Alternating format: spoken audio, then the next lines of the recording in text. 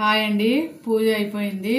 ఇవాళ వంట ఏం చేయలేదండి, ప్రసాదాలు చేశాను కదా, అవే ప్రసాదాలు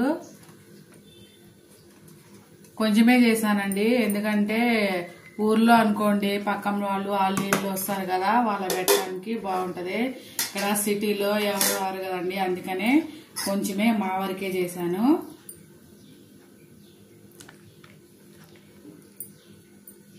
ఇక అందరం ఇదే తింటున్నాం ప్రసాదం.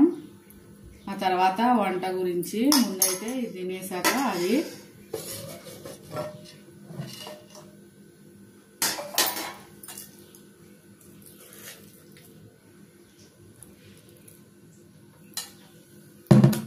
వరలక్ష్మి వ్రతం అందరూ మంచి జరుపుకున్నారా అండి?